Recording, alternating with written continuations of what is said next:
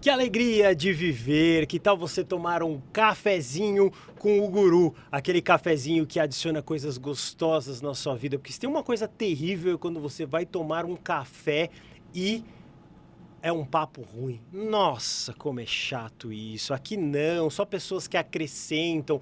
Você vai ganhar muita massa cinzenta no seu cérebro e você vai ser muito feliz. Falando em coisas boas, porque eu já trouxe esse bom sentimento, eu vou falar aqui do meu ursão da Harp. Olha só que maravilha, eu vou dar um desconto para você ali. Olha só que legal, descontão. Use o cupom do Guru e você vai escanear e vai falar como a Harp consegue chegar com preços tão bons, com essa qualidade premium que você está vendo aqui. O toque é macio porque é 100% nacional, fabricação própria, as estampas mais criativas. Eu vou até levantar um pouco aqui para vocês verem. Olha que legal isso aqui, ó. Isso aqui é um efeito, ó. Ó, na gola e aqui também, ó. Ó, que legal, é uma só, ó. Bacana demais. Todo café eu estou com um look diferenciado da minha queridíssima Harp, porque a consciência ambiental é a nossa natureza. Então vai chegar tudo na embalagem eco para você. É muito bacana. Você que precisa de calças, camisetas, bermudas, a Harp tem de tudo. Corre lá para ver. Hoje o convidado é muito mais do que especial e ele vai ganhar a Harp. Aqui ó, a embalagem do ursão. Já chegou a pata do urso aqui, ó. É, embalagem 100% reciclável, maravilhosa. Quem vai receber a Harp cheirosinha é ele, Alexandre Sherminator. Ô, louco, Guru. Muito obrigado aqui por me receber nos seus estúdios aqui nesse programa maravilhoso. Vou abrir aqui este belo presente, a pata do ursão, é isso? É, olha só que maravilha, ó. Tem um cheirinho mesmo, um cheirinho Cheirinho diferenciado, bom, né? O cheirinho vem... Olha que ó, bacana. só frases positivas, né? Isso aqui é maravilhoso da Harp.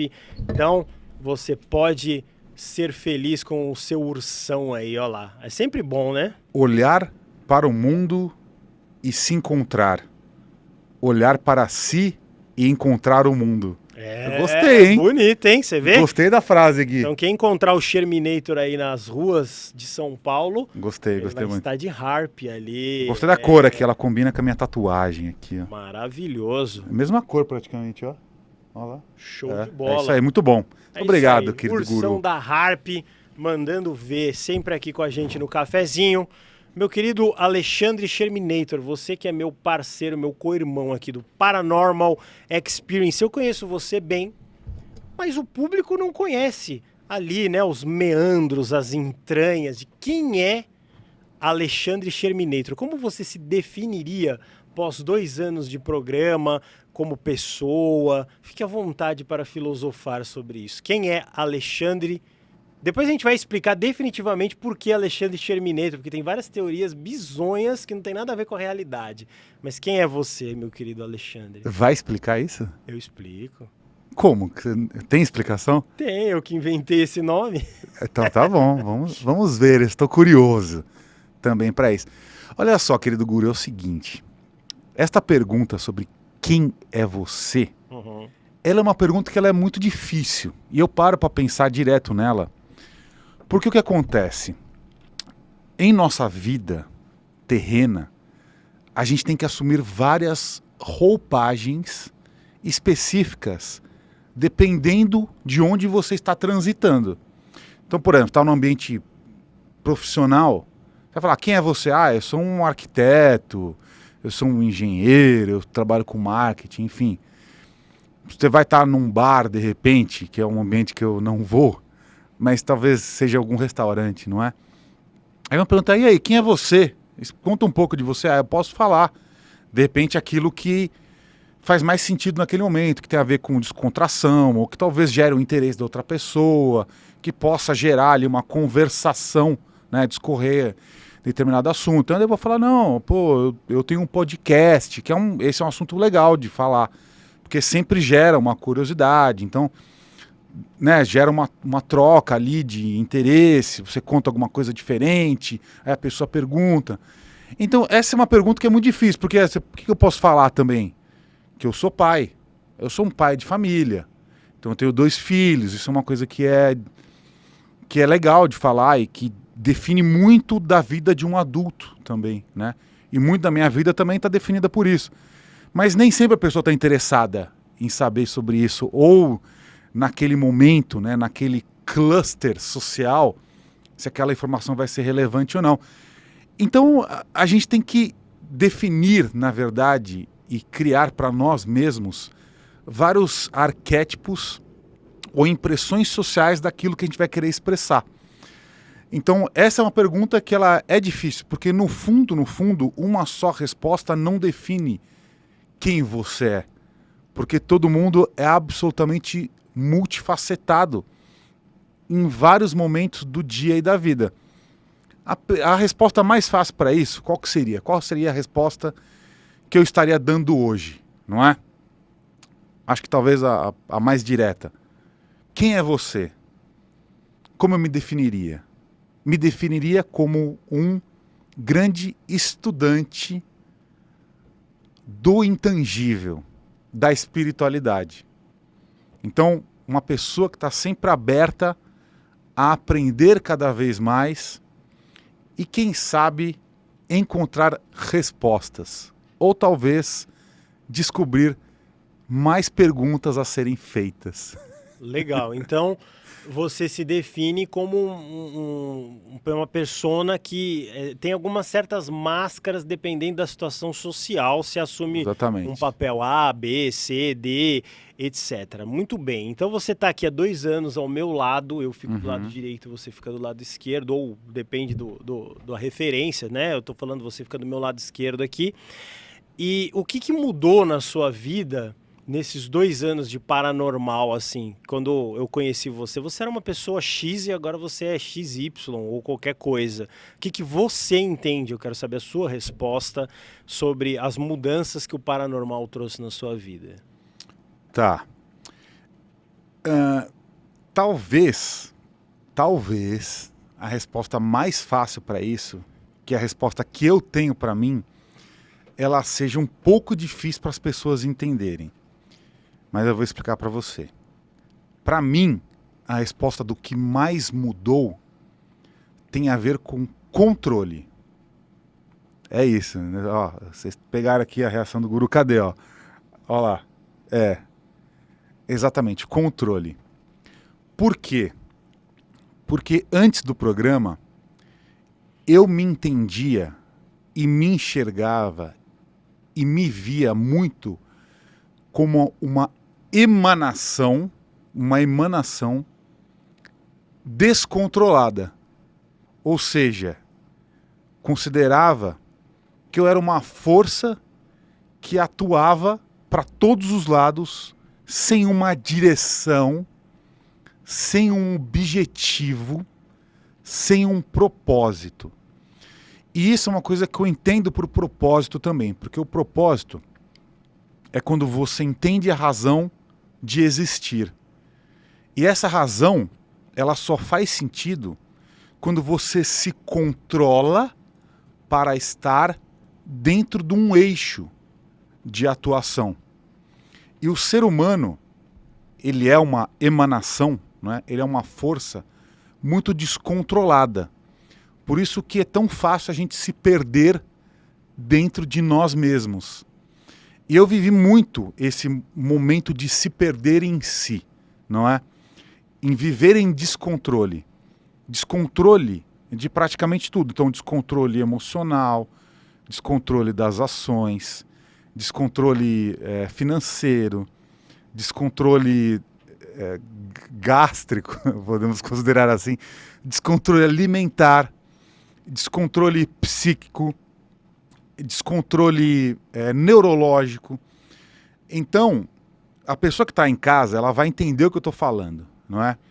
Tem várias áreas da nossa vida que a gente olha agora. Você que está em casa, você vai olhar para a sua vida e você vai perceber exatamente. Você vai falar, nossa, peraí, eu não consigo controlar nada, eu não consigo ter controle de mim mesmo sobre as minhas relações, eu não consigo ter controle de onde eu gasto o meu dinheiro, eu não consigo ter controle das coisas que eu como. E quando eu falo de controle é sempre de mim mesmo, nunca é do outro, porque as pessoas acham que às vezes controle na vida é você tentar controlar o outro. Aí eu preciso controlar meus filhos. Você não precisa controlar seus filhos. Você tem que se autocontrolar para que isso influencie, aí sim, de uma forma positiva, a forma como o seu filho se relaciona com você. Você não precisa controlar seu marido. As pessoas pensam sempre isso, né? A pessoa acha que o ciúme, por exemplo, é quando a pessoa está tentando controlar o marido. Na verdade, não é. O ciúmes é uma manifestação do descontrole da pessoa com sua própria autoestima. Então o ciúmes não é nunca sobre a outra pessoa. Não é que você quer... se eu puder controlar meu marido para ele não sair à noite, vai estar tudo bem. Não é isso. O seu problema é que você tem descontrole sobre sua própria autoestima e você acha que seu marido saindo à noite, ele vai estar achando mulheres melhores do que você, mulheres ou homens, tanto faz, marido para homem ou para mulher, tanto faz, achando pessoas melhores do que você e ela pode te trocar a qualquer momento. Esse é um processo em que você não controla a sua própria autoestima. Você não controla seu próprio amor próprio, não é? Então, para mim, todo esse aprendizado que eu vivi aqui durante todo esse período foi exatamente isso. Então é um processo de autoconhecimento em que eu consigo me controlar melhor. O jejum é um reflexo perfeito disso. Eu consigo fazer jejum de 72 horas, então são 3 dias sem comer. Eu posto isso lá no meu Instagram direto, todo mundo fala assim, ai meu Deus, eu não consigo. Ai meu Deus, eu não tenho esse autocontrole. Então é exatamente isso. O autocontrole e o controle de si mesmo, ele te dá liberdade. Isso que é uma coisa muito paradoxal. Porque quando você se controla, quando você tem o autocontrole de poder não fazer algumas coisas, é aí que você encontra a liberdade. Então o jejum é muito interessante por causa disso. Por quê? Porque eu sou livre para não precisar comer. E a comida o que é? Vamos pegar no meu caso aqui, eu já postei uma foto minha bem gordo lá no meu Instagram. Você chegou a ver essa foto? Eu tava com 118 quilos. Eu tava gordaço, inchado, com pré-diabetes, tava terrível. E aí por que eu comia? Eu comia como uma forma de prazer momentâneo para eu fugir de mim mesmo. Então a ansiedade se manifestava numa alimentação emocional. Ou seja, eu pensava o seguinte, eu vou comer aqui para ter prazer, para fugir dos meus problemas. Aí você fala, eu sou livre para comer o que eu quiser. Isso não é uma liberdade, isso é uma prisão. Porque você está se aprisionando naquela necessidade de prazer rápido, prazer momentâneo, aquela overdose de açúcar, de hambúrguer, de pizza, de hot dog, de sorvete. Então, na verdade, as pessoas acham que assim, liberdade o que é? É poder fazer o que eu quiser. Não! Liberdade é o contrário. Liberdade é quando você pode escolher não fazer o que você quer. Então é você livre para não fazer aquilo. Então, o jejum ele me dá liberdade. As pessoas acham que é o contrário. Eu não consigo, eu preciso ser livre para comer. É o contrário. Eu sou livre para conseguir não comer. E o problema do ser humano é que a gente se descontrola pros vícios. Vício da bebida, vício do álcool, vício na mentira, vício na fofoca, vício na reclamação. Então, a pessoa que reclama muito, ela pensa assim, eu sou livre, eu vou reclamar mesmo. Só que aí quando você reclama demais, você vira escravo da reclamação. Então você só se torna livre quando você tem o controle de não reclamar. Então nós como seres humanos, a gente está sempre lutando contra o nosso descontrole, contra os nossos vícios, contra nossas prisões. E para mim aqui, eu aprendi justamente a ter controle sobre isso. Controle sobre a minha intuição, porque a intuição antes era uma loucura. Falando, energias acontecendo o tempo todo, para onde eu vou, para onde eu faço, o que eu faço. Agora eu aprendi a controlar isso e a direcionar. Aí, tendo controle, eu consigo direcionar a minha intuição para o meu propósito, para as coisas boas aqui do nosso programa, para as nossas decisões que a gente tem que tomar. Então, é algo difícil para as pessoas entenderem, porque você fala, A espiritualidade vai te trazer liberdade. Só que a liberdade vem através do controle que você tem de si mesmo para se manter dentro de uma estrada que te leva para o seu propósito. Muito bem. Então, controle é legal, porque eu acompanhei essas fases, né? E uma coisa que você falou uma vez que eu fiquei marcado na cabeça é que você ia comprar um sorvete no supermercado e você comia antes de chegar no caixa. Isso era pura ansiedade, Sim. né? Era um negócio... Exatamente. Porque você queria tanto aquele prazer, talvez a vida, a sua volta ali tivesse tão tristonha que um pouquinho daquele doce iria trazer uma alegria ou Exatamente. um Uma prazer, fuga. uma fuga, né? Uma... Então você começou... Então vieram vários ultra especialistas aqui. Nesse caso a gente está falando do Dr. Juliano Pimentel, que é um cara espetacular. Além de médico, ele é muito espiritualizado também. Ele tem um jeito todo especial de ensinar. E ele te mostrou o jejum, você começou a praticar. E olha que engraçado, as pessoas entendem o jejum como uma coisa punitiva. Exatamente. Né? E até na própria religião. Eu vou ficar em jejum, vou me dar uma chibatada nas costas, assim, uns negócios meio ruim. E de fato, as pessoas querem controlar tudo, não só uns aos outros, mas até o jeito que você é feliz. E você é mais feliz comendo menos muito do que mais. Muito mais feliz. E é quase impossível, porque as compensações, principalmente na infância, né? A pessoa assim, vou inventar um nome aqui, Joãozinho, se você ficar bonzinho eu te dou um chocolate. Isso quando é criança. Aí eu vou ficar bonzinho para poder ter aquele prazer gostoso. A coisa vai se ficando de uma forma muito nebulosa na cabeça das pessoas, né? Então você teve que ficar adulto, ter essa maturidade para entender a tua relação com a comida, que era meio destrutiva, né? Era um negócio... Literalmente isso, era uma alimentação destrutiva. Eu lembro que na época eu trabalhava em agência ainda, eu trabalhava em agências de publicidade, tá? Então, quando você pergunta quem você é, tem parte da minha história também, então, em agências de publicidade. Acho que foram 10 anos em agências. Eu lembro que eu passava muitas noites, eu varava as noites trabalhando. Sim. Não é? E trabalhar de madrugada é uma coisa que eu gosto. Hoje eu gosto, assim, é muito mais terapêutico do que outra coisa. Mas na época era um processo de ansiedade muito grande. Então o que eu lembro que eu fazia? Eu pensava, nossa, eu estou ansioso, estou desesperado, eu tenho que entregar, eu tenho que fazer, eu tenho que produzir. Quando dava 10 horas da noite, eu ia para um supermercado 24 horas. Na época, tinha muito supermercado 24 horas. Eu não sei se existe isso ainda. Tá acabando. Agora tem aquele vermelhinho lá, que eu não vou falar a marca, que tá aqui em tudo quanto é lugar. Não, mas antes era um supermercado mesmo. Sim, assim, eu gigante. lembro. 24 horas tinha todos. Antes do fenômeno lá, daquela crise que a gente viveu mundial.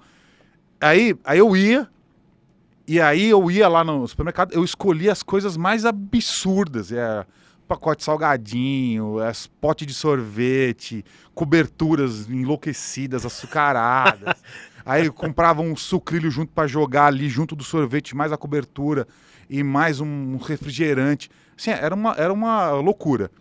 Aí eu recheava a minha mesa com aquele monte de coisa, abria tudo, vários potes e copos, e ia comendo a madrugada inteira, e trabalhando e comendo, e trabalhando e comendo, num processo muito autodestrutivo, porque não dormia, comia alimentos altamente inflamatórios, ultraprocessados, né, aquela coisa toda. Então aquilo ali era meio que um processo autodestrutivo e de punição. Eu estava meio que me punindo, eu estava me punindo através da alimentação e de hábitos destrutivos por fazer algo que eu não gostaria. Eu não queria estar lá na madrugada trabalhando enlouquecidamente. Então eu me punia através disso. E toda punição, toda agressão, eu estava me agredindo através do alimento, né? Toda agressão é um ato de ignorância. É um ato de ignorância de você não se entender, de você não saber o porquê daquilo. Então é uma fuga através de prazeres momentâneos e um ato de ignorância. A ignorância é como é que você resolve? Quando que você para de se agredir? Quando você trabalha o autoconhecimento. Para pensar.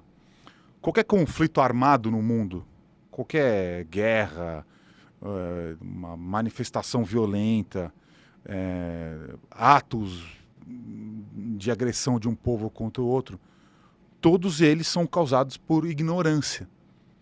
Se aquelas lideranças tivessem um conhecimento, né, uma mente mais expandida, eles não optariam pela violência, não é? Então a gente tem que sempre refletir sobre isso, né? Por que estou me agredindo? Então, por exemplo, tá fumando, tá bebendo, tá varando noites, tá comendo enlouquecidamente, tá mantendo vícios destrutivos, seja eles qual for. Todos são processos de ignorância que a gente tem, em que a gente se agride, porque a gente não se conhece. Então é um processo de autoconhecimento, né? Eu parei de me agredir nesses últimos 2 anos porque esse programa realmente me fez ter uma reflexão de autoconsciência, de me entender melhor e poder me controlar para não me agredir. Então meio que isso é um complemento dessa minha resposta anterior. Interessante.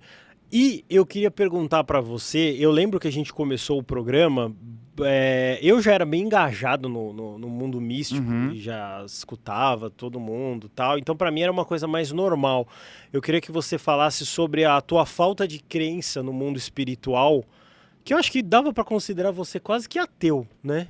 Absolutamente ateu, sim. Assim, você não era totalmente, às vezes todo mundo fala que é ateu, na hora que tá na UTI fala, Jesus, Nossa Senhora, todo mundo vai a mesma coisa. Sim. Mesmo o cara que fala, eu sou ateu pra caramba, ai nossa, mas na hora que vem o médico lá e fala, ó, acho que o senhor tem 1 mês de vida, aí alguém vai chamar pra algum santo aí. Mas tudo bem, você tinha um grau de ateu alto, bem alto, assim, eu diria uns 94%, assim, para não dizer 100%. O que fez você mudar aqui no programa? Pode citar nomes ou alguma coisa que você realmente... Eu lembro que você no começo, se as pessoas pegarem os primeiros programas, você era mais revoltado com tudo.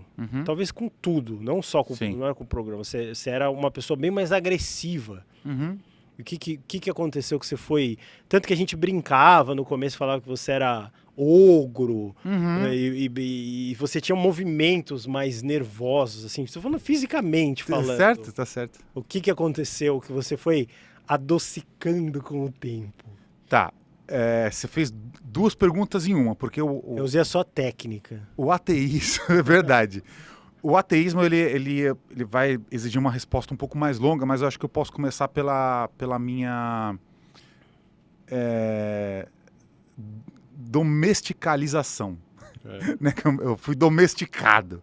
Eu era um animal selvagem, ogro, e aí eu me domestiquei, né? Assim, tô usando um termo aqui, mas para ilustrar isso. Mas o que acontece? Naquele período em que a gente começou, eu estava vivendo ainda uma fase muito difícil de recuperação. É verdade. Então, assim, eu estava eu não estava no processo de cura ainda. Mas eu estava num processo de buscar a cura. Então, assim, eu vivi situações muito difíceis, todas por conta de desilusão e fracassos em projetos anteriores, assim como você também sofreu.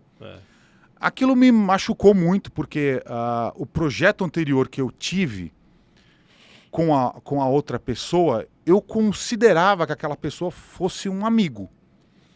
E aí quando você é agredido, né, é traído, é apunhalado pelas costas, sei lá quais expressões a gente tem, pode usar todas as expressões aqui, né, quando você passado para trás por uma pessoa, quando você se decepciona por alguém que você acha que é um amigo seu, aquilo ali gera uma cicatriz, uma mágoa, um trauma, e que leva tempo para você curar aquilo ali, né?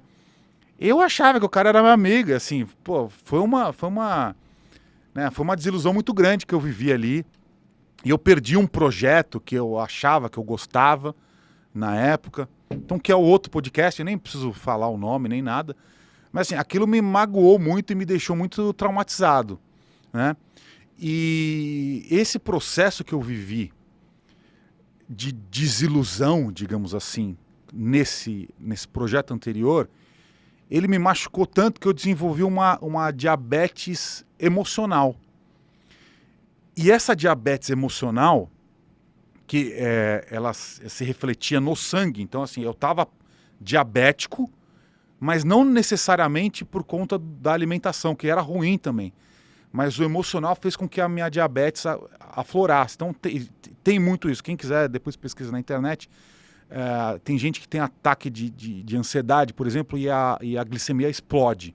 Uhum. E aí a pessoa tem que tomar insulina por conta de uma crise de pânico, por exemplo. Não é? Em vez de ela ter que tomar um remédio para se acalmar, ela tem que tomar uma insulina. Isso acontece, tá? Então eu estava tendo um quadro de diabetes emocional muito forte por conta desse meu trauma, né? Por conta desses fracassos que eu vivi. E aí eu peguei, nessa época que eu estava muito fragilizado, o bichinho, né? O bichinho lá que a gente sabe. E aí, para quem já ouviu a história, né? Aqui, isso me levou a complicações muito sérias em que eu fui lá para UTI. Então, assim, eu quase fui entubado, usei aquele respirador, foi uma coisa horrível, né? Então, tudo isso foi um processo muito difícil. Então, eu tava com muita mágoa da vida. Entendeu? Eu tava magoado da vida. Né? A vida tinha me agredido ali. Então, meio que isso se manifestava em tudo, né? Eu tava mais agressivo mesmo, querendo confrontar as pessoas, o mundo, a sociedade, entendeu? Então foi um processo em que eu estava meio que querendo vingar a violência que a vida me fez. Você entendeu? Sim. Então, a vida me violentou, vou me vingar, porque eu quero justiça. Entendeu? Então eu tava mesmo, eu era mesmo um ogro, era um ogro, era uma pessoa selvagem. Eu vivia numa selvageria, né? Com tudo. E aí, a minha própria missão, o meu próprio propósito espiritual, que se manifesta, né, nesse programa aqui, foi me curando. Então o paranormal foi um processo de cura. Mas o paranormal é uma automanifestação minha também desse processo de cura que eu precisava. Então eu precisei criar uma forma de me curar. E foi através desse programa. Né? E assim que começou o paranormal. O Ale estava na UTI, eu acho que eu mandei uma mensagem para ele no WhatsApp. Exatamente. E eram poucas pessoas que falavam com você, além da sua família, claro, Isso. né? Que eu tinha conhecido você nesse outro podcast e tal. E dali a gente começou a trocar ideia. E aí ele falou, nossa, eu quase morri. Eu falei, mas morreu do quê? Aí começou a história, porque eu não sabia que você tinha ficado na UTI uns 12 dias lá. 12 dias. 12 dias, né? Então foi uma coisa assim, começou num drama absoluto, né? Uhum. Então, você jogado às traças, eu jogado na vala comum lá. Exatamente. E aí duas pessoas se juntaram, que eu também tava eu tava postando vídeo no canal do Zé Graça, mas era só vídeo triste, assim, de, pô, não consigo gravar, tô doente, não sei o quê, bababá, bibibi. E aí juntou duas pessoas... destruídas. Então, aí fica o aviso aí pra vocês e pra pessoas que assistem, que nem tudo sempre é um mar de rosas, né? Que tem aquele negócio de gratiluz, que a gente brinca que tudo tem que ter gratidão. A vida, mesmo do Alê, do Guru, e de pessoas que vocês estão vendo na tela do celular e de pessoas famosas, não é sempre uma alegria. Ontem mesmo eu vi a Ivete Sangalo dando uma entrevista em que ela falou que ela estava cantando para 1 milhão de pessoas no momento mais triste da vida dela. Uhum. E as pessoas normais, né, a gente não tem a fama da Ivete Sangalo, não conseguem entender isso. Falam, nossa, mas é um sucesso, é show na Bahia, é show no, sei lá, em Nova York. Às vezes a pessoa tá podre por dentro. E você estava nesse momento, eu também no começo, há 2 anos atrás. Hoje a gente goza de uma alegria, de uma felicidade, de entrevistados que a gente abraça. Ô, Wagner Borges, você veio aqui, ô, Marcelo Cotrim. Então a gente já tá numa vibe mais elevada espiritual, né? Uma coisa... Quantas vezes aqui nesse estúdio você já entrou, tava o saudoso Vagnão aqui, mas a gente num desespero real, assim. Totalmente real, assim. Uma coisa que beirava o drama mexicano. Porque a gente tava assim, ferrou. A gente vai ter que devolver o estúdio, o negócio não virou, né? Era uma coisa bem... Era um drama mesmo, né? Tanto que aí você fez até aquele videozinho que acho que tá no meu Instagram, no canal do Zé Graca 3, que eu tava na calçada. Foi. Eu falei, vamos fazer isso aí. É. Que tudo tentava transformar em piada. E todo humorista, o Ale conhece bem os humoristas, né? Porque ele já participou de produções de entrevista. Eles são raros, são os que são bem de cabeça. Raro não, acho que não tem nenhum. É verdade. São todos podres, né? Uhum. E você também que é engenheiro, que é advogado, que é açougueiro, qualquer profissão, o que acontece é que o homem ou a mulher, o ser humano, ele vive duas vidas. Ele vive uma vida em sofrimento, em silêncio, em extremo silêncio. Você lá na sua madrugada, você era um sofredor, né? Uhum. Você estava sofrendo muito com comida, com a família, com a falta de dinheiro ou com o excesso de dinheiro. Às vezes, no caso da Ivete Sangalo, também o dinheiro pode ser um problema no caso dela. Então, a gente tem que parar. O que o Ale tá falando aqui, o que eu tô querendo colocar para vocês, é que é parar de viver essa vida de sofrimento. Porque a gente vive duas vidas. E quando você encontra o teu propósito de vida, a tua alma, que a gente propõe aqui no Paranormal, no Café, é para você seguir um caminho só na sua vida, para não viver essas duas vidas. Porque é muito penoso viver duas vidas. É terrível, não é? E eu acho que uma coisa que é importante também é que nos momentos de maior dor e sombras, né, em que a gente está afogado de verdade, os ensinamentos espirituais que a gente aprende aqui, eles fazem muito sentido. O problema é que a grande maioria ou a gente não teve acesso a isso. Porque, por exemplo, hoje a gente entende a importância dos momentos difíceis, a importância da dor, não é? Porque toda dor, na verdade, ela é uma mensagem. Ela é uma mensagem. E é algo que está sendo te falado ali. Só que se você não sabe disso, e você vive a dor como uma vítima, se lamentando, você vai manter aquele ciclo de dor e sofrimento infinitamente. Porque aquela mensagem, aquele aprendizado que está ali sendo dado para você de presente da espiritualidade, ela não vai ser recebida e não vai ser entendida. Então, esses meus momentos de dor, de sofrimento, que foram muito significativos, se eu soubesse, se tivesse alguém para me falar isso, falar, meu filho, vamos pegar tipo um guru. Calma. Meu filho, acalme-se. Tudo isso acontece por um motivo. Pare, pense e aprenda com isso. Se alguém me falasse isso, eu ia parar de repente, não, peraí, vou ouvir o que esse guru tem para me dizer. Eu tenho que parar para aprender com a minha dor, com o que eu estou passando. O que eu posso refletir sobre isso? Não é? O que esse sofrimento, o que essa dor está me ensinando? O que está sendo mostrado para mim que eu não estou conseguindo enxergar? Então, se eu tivesse alguém para me falar isso, que é o que a gente faz hoje. A gente faz isso, todo programa a gente faz isso. Né? A gente está falando isso para as pessoas. A gente está falando, a sua dor não é em vão. A sua dor tem uma razão. Cabe a você entender. A gente fala isso todo dia com dezenas de avatares diferentes aqui que sentam nessa cadeira. Né? E eu não tive isso, né? Então eu poderia ter me perdido. Eu lembro que eu tinha crises de pânico e euforia. Eu lembro que eu sentia o coração disparar, e aquele coração que dispara e trava, e você está tendo meio que uma parada respiratória. Eu falava, meu Deus, o que está acontecendo? Acho que eu vou morrer, eu vou infartar. E na verdade era uma crise de pânico que eu estava tendo, por causa de um problema. Que problema é esse? Eu não sabia, porque o problema estava espalhado de uma forma generalizada. E eu não parava para tentar entender. Porque eu não tinha uma orientação.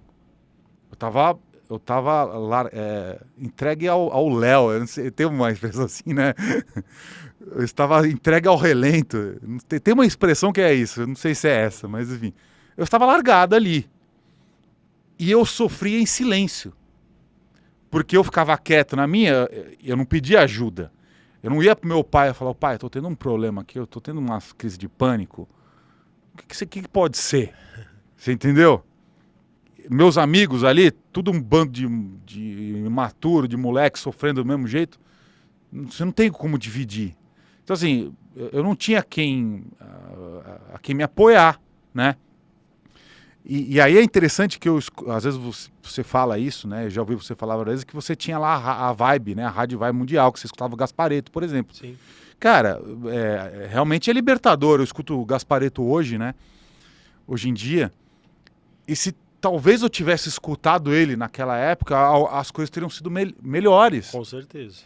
Porque ele já transmitia, né? O plano espiritual já falava através dele.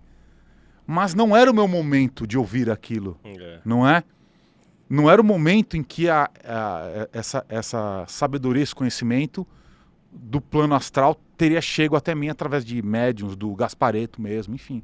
Então eu precisei viver o meu processo, não é? Mas esse é um papel que eu vejo que a gente faz hoje, que eu acho que é muito relevante, porque a gente atinge milhares, milhões de pessoas. Exatamente. E a gente está levando a mensagem do plano espiritual para as pessoas que precisam ouvir aquilo. E eu era essa pessoa que precisava ouvir. Mas meu processo foi diferente, porque foram lá 38 anos de dores, sofrimento e batendo cabeça, e fracassos, e crises de enxaqueca, e obesidades, e alimentação destrutiva, tudo que pode acontecer ali, para que chegasse a determinado momento e tudo fizesse sentido. Porque agora tudo realmente se fechou num ciclo em que tudo que eu passei agora, realmente, eu precisava passar. E me tornou hoje a pessoa que eu sou agora, né? Uma pessoa que entende a plenitude da vida, da conexão do divino, da vida pelo propósito, do poder do autocontrole, né? Então, tudo isso é um aprendizado muito grande, que veio através da dor e do sofrimento. Precisa ser assim? Precisa ser assim, guru? Não sei. O meu processo foi esse. O meu processo foi esse. Um monte de místico espiritual já veio aqui e falou, não, né, a expansão da consciência não precisa se dar pelo processo da dor. Mas eu não sei esse processo, porque o que eu vivi foi isso. Não é? Aí você vai perguntar para mim, que eu sei, você já pensou em dar cabo dessa sua existência? Já, na época, né, lá dos meus 20 e poucos anos, pensava isso direto, em processos de automutilação, aquela coisa toda. Por que não aconteceu? Porque eu vi pessoas próximas a mim recorrerem a isso. Eu vi. E acompanhei mais recentemente até, né, o próprio caso do Vagnão, eu entendo que foi um processo dessa forma, foi um processo talvez até inconsciente, né? E eu vi o quão doloroso e traumático isso é. E eu ficava imaginando, mesmo sendo ateu, como seria esse amigo meu que abriu mão da vida, como seria a vida dele no pós-vida, mesmo eu sendo ateu. Não é? E eu imaginava que talvez a dor no pós-vida pudesse ser pior do que a vida aqui. Porque a vida aqui, mesmo que ela fosse ruim, ela oscila. Então, você vai ter momentos ruins, vai ter momentos bons, mas não vai ser só ruim. O seu dia, ele pode ser, no final do dia, ele pode ser péssimo, mas você teve coisas boas no seu dia. Então ali eu via que talvez tivesse uma conta, uma equação, um algoritmo que pudesse entregar um resultado diferente, né? E tudo isso, ao longo da minha vida, me fez aprender, crescer, me expandir, né? E o processo hoje é esse que a gente se encontra, né? Eu me considero hoje uma pessoa absolutamente plena, grata, absolutamente grato a tudo, mesmo aos momentos difíceis que a gente vive de vez em quando, né? Todos os dias, né? E totalmente consciente de que, por maior que seja a oscilação, a dor, o sofrimento, tudo isso faz parte de um processo de enfrentamento e reencontro com o seu propósito. Muito bem. O que me deixa muito feliz de tudo isso que você falou é que nós possamos representar o que o Gasparetto representou para mim nos anos 90. Isso é uma das coisas que mais me emociona de verdade, porque eu ia seguir por esse caminho ruim do jovem. Ali eu tinha 13 anos, 12, e a coisa ia azedar com certeza absoluta, porque eu nunca tive uma vida de sucesso financeiro por mim, e um monte de gente enchendo o saco para tudo quanto é lado, e um monte de problema, como todo mundo tem. Tem uns tem mais, uns tem menos, mas quem tá aqui na Terra é realmente para... sem provações, né? São provas, na verdade, expiações, provas, como se fala no kardecismo, né?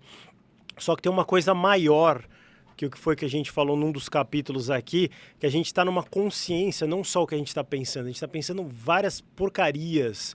Eu quero dar cabo da minha vida, eu não consigo uma namorada, eu não tenho sucesso financeiro, eu tô chegando em tal idade, 30, 40, 50, e não tenho tal carro, não tenho tal coisa, então a coisa vai azedando.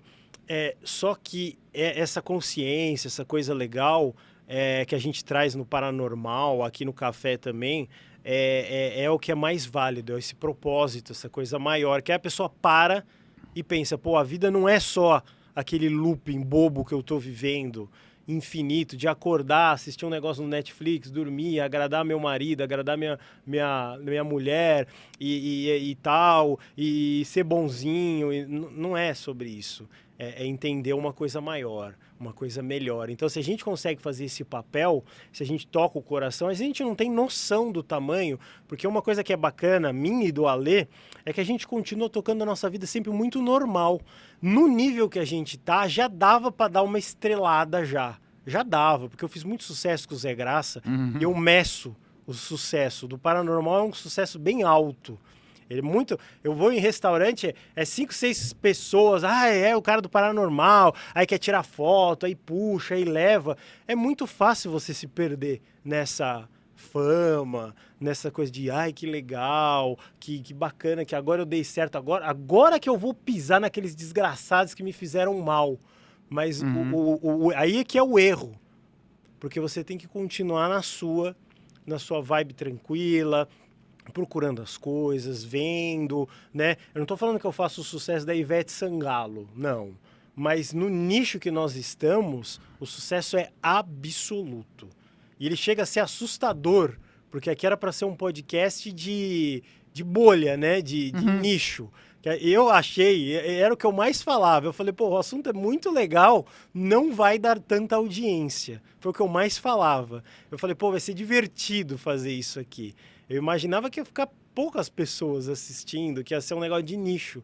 E o negócio explodiu. E é palestra na China, não sei aonde, é Miami, Toro. Eu falei, meu Deus, falando uma coisa que eu gosto. É uma bênção, né? É uma bênção, é uma coisa muito maravilhosa. Mas antes do Sherminator falar, deixa eu falar do mapa astral do Otávio Leal aqui, que é o meu parceirão, ele muito querido, passei o ano lá com ele no Guarujá. Então aqui, se você quiser entrar no mundo espiritual, tem o cupom, tem pagamento facilitado. O que é o mapa astral? Você está perdidaço na vida, você está escutando a gente aqui, quer começar a dar um direcionamento, você vai receber um áudio com aproximadamente 3 horas, em que o Otávio Leal vai passar pelas 12 casas do Zodíaco, vai te mandar várias dicas, é um áudio, você não precisa ler nada, que é dificultoso, a parte difícil fica com ele, a fácil é com você. Então faça um mapa astral ou dê de presente para quem você ama, que é um presente inesquecível. O mapa astral é maravilhoso, então compre o mapa astral, parcela, que cara, vale demais. É muito bom, é feedback positivo sempre, porque o Otávio Leal senta lá na minha frente com vários livros, ele faz ele mesmo. Então é muito interessante, eu fortemente recomendo que você use o cupomzão do Guru, que você vai decolar na sua vida, vai ter propósito amoroso, financeiro. Eu fiz o mapa astral quando eu estava perdido e deu tudo certo. Então, mapa astral do Otávio Leal, meu grande amigo. Querido Sherminator, capítulo emocionante esse aqui, né? Nós revelamos coisas dos bastidores aqui, né? Os bastidores da fama. Tinha um programa que chamava isso. Então, eu quero que agora você passe uma mensagem para essas pessoas que se encontravam nesse estado que você estava ali muito nervoso, porque foi o que o Wagner Borges falou, isso me marcou muito. A coisa mais fácil é você abandonar a espiritualidade no pior momento. Eu já vi um monte de gente falando, que Jesus que nada, que eu não vou falar o palavrão, olha a minha vida, você acha que eu tenho tempo pra ver ET? Você acha que eu tenho tempo? É um monte de boleto chegando aqui, não sei o que lá, e meu filho, não sei o que repetiu de ano, então você vai criando um limbo, aí vem aquelas mosca varejeira olhando, olha alguém bom pra gente sugar energia aqui. Aí vai chegando os bichos lá, e você vai se enterrando, que era o que estava acontecendo com você estava se enterrando. Aí vem mosca, barata, aí o Beelzebu toma conta, que o Beelzebu é o rei dessas pragas aí, baratas e moscas e pensamentos de amebas incríveis. Então, tenta jogar uma isca para você içar essa pessoa que está nesse momento que você estava há 2 anos atrás ali, que era o pior momento de todos, doente, problema, traição e tudo mais. Traição que eu digo, no caso, por favor, as pessoas que estão vendo, era coisas de trabalho. Uma traição profissional, financeira. Tá, Guru, para sintetizar tudo que eu falei aqui hoje, nesse seu belo programa, parabéns pelo seu trabalho, faz um trabalho muito bom como host aqui do Alegria de Viver, muito feliz aqui de ter sido convidado, né? Queria dizer o seguinte, para você que está em casa, tá?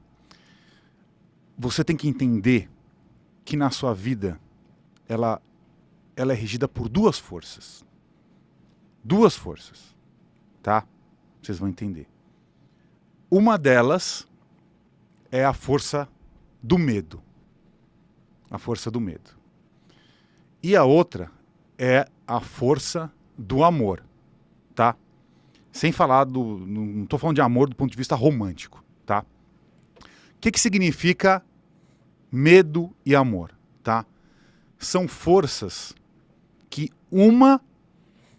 ela é antagonista da outra, tá? Uma força antagonista da outra. Então, o medo, o que ele faz? O medo, ele te afasta.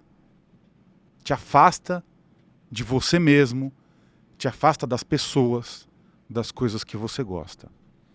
O amor, que é a minha frase, ele te conecta, ele te une, né?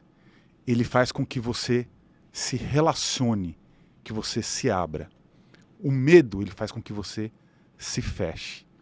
O amor faz com que você se expanda, com que você cresça na vida. O medo, ele faz com que você se contraia, que você se esconda. E aí o que é interessante? Quando a gente fala de medo e de amor, a gente tem que colocar as 2 coisas que a gente falou hoje.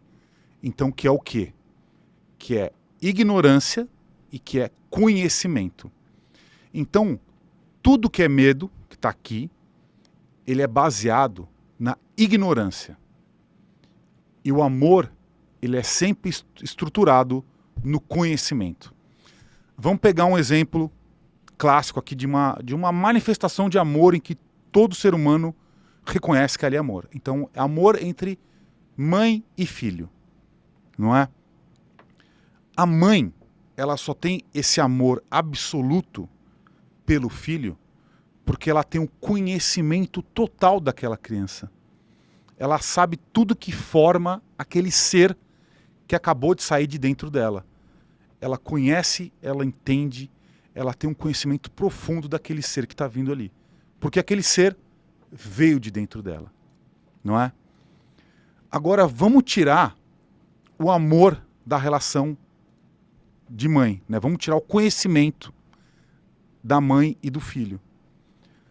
O que acontece?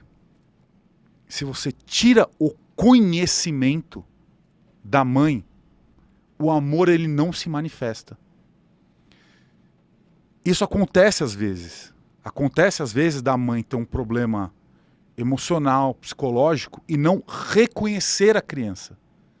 Quando a mãe não reconhece essa criança, ou seja, quando não tem o conhecimento envolvido, o amor ali ele não se manifesta, não é? E é muito engraçado, porque teve alguns casos, né, vários casos ao longo da história humana, em que mães eram separadas de seus filhos. O que acontecia? Mesmo a mãe sendo separada do filho, ali no nascimento, separada à força, né, pelos horrores das guerras ali, quando a mãe encontrava essa criança, ela tinha aquele conhecimento. Então, automaticamente o amor se manifestava. Então, o amor, ele é um produto, ele é um sentimento, ele é uma emoção, ele é um estado vibracional causado pelo conhecimento. E o medo, ele é um estado vibracional, ele é um sentimento, ele é uma reação causada pela ignorância. Por que isso é importante? Por que eu estou falando disso? Porque toda vez que a gente vibrar no medo de qualquer coisa, medo de se relacionar, medo de fazer uma coisa nova, medo de criar um negócio, de um novo emprego, medo de falar em público, medo de reprovação, medo de rejeição, você tem que entender que tudo isso é causado por uma ignorância sua em você mesmo ou em algo. Por exemplo, ter o medo de empreender, por exemplo, ou medo de mudar de emprego. É uma coisa que acontece muito. Por que você tem medo de mudar de emprego? Porque você tem uma ignorância do que vai acontecer depois que você deixar o emprego que você está. Então, esse é o medo do desconhecido. Então, ele é sempre associado à ignorância. E aí, o que é legal? Que em qualquer coisa que você tenha medo, e medo a gente está falando, ele se manifesta em tudo. Por exemplo, quando a gente começa a comer muito, de uma forma muito ansiosa, muito desesperada, comer por ansiedade, a pessoa que está obesa. Por que ela está obesa? Porque ela tem uma ansiedade que se manifesta na comida. Aquilo ali é um medo. Que medo é esse? Um medo relacionado a alguma ignorância que você tem na sua vida. Medo de rejeição, medo de ser traído ou traída, medo do fracasso, medo de reprovação. Então, qualquer coisa que na nossa vida não esteja funcionando bem, se você buscar ali, se você trabalhar o autoconhecimento, você vai entender ali que existe um medo causado por ignorância. Por que isso é legal? Porque se existe o medo e existe a ignorância, se você transformar essa ignorância em conhecimento, você vai transformar aquele medo em amor.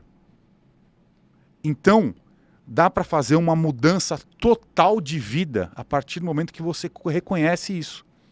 Lógico que o que eu estou falando aqui de uma forma muito rápida e superficial talvez não seja o bastante para as pessoas assimilarem, porque é um processo que é difícil. É um processo que é difícil. Por isso mesmo que eu coloquei lá agora no meu Instagram que eu sou ale.semmedo, né? Porque a gente tem que trabalhar isso todos os dias, né? Mas a gente consegue transmutar. A gente, por exemplo, falou dos ciúmes, né? A gente falou dos ciúmes. A causa número 1 do fim de relacionamento é o ciúmes. Causa número... Não é falta de dinheiro, não é boleto, não é traição, não é. Causa número 1 do fim de relacionamentos é o ciúmes. É o cara que termina com a namorada ou com o namorado porque não, é ciumento demais, é muita briga. Briga no relacionamento causada por ciúmes. O que é o ciúmes? Ciúmes é uma ignorância com relação à própria autoestima. A própria autoestima. É uma ignorância da pessoa de não saber o que pode acontecer se ela for trocada, por exemplo, por outra. E isso, olha só, olha como é poderoso. Se você trocar a ignorância e o medo por conhecimento, para você se entender melhor, você pode transformar aquilo em amor. Num relacionamento mais amoroso. Num relacionamento mais afetivo, de maior confiança. Então a sua vida ela melhora instantaneamente a partir do momento que você transmuta o medo em amor. Porque no final das contas, a pessoa que tem muitos ciúmes, ela gosta muito daquela outra pessoa. O que ela mais queria na vida dela era continuar. Só que o ciúmes é tão grande que ela destrói o relacionamento de uma pessoa que ela ama.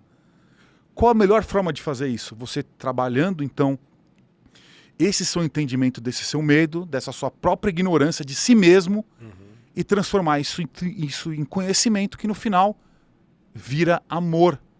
Amor para você ter com a pessoa que você quer, com a sua família, com a sua esposa, com o seu marido, com seus filhos, com os seus parentes, entendeu? Então é uma forma de transmutar. Então essa é a mensagem que eu gostaria de dar agora. Falei de forma meio rápida, meio superficial, mas que deu para entender. Deu, com certeza. Deu, a minha plateia aqui deu para entender? Não é? Maravilhoso. Então você aproveite e compre na Harp. Olha só que louco, mensagens positivas, a consciência ambiental da Harp. Vai lá, você não conhece? Você vai ficar apaixonado. Eu tenho ali a linha Pais e Filhos, que eu saio com meu filho, que é incrível, com a mesma roupa. Passa lá na Harp, episódio histórico, o Ale contando coisas incríveis que ele nunca havia contado. Então é isso, muito obrigado. E gratidão, até a próxima. Comentem bastante aqui que eu vou responder um por um de vocês. Eu adoro responder isso. Obrigado. Gratidão.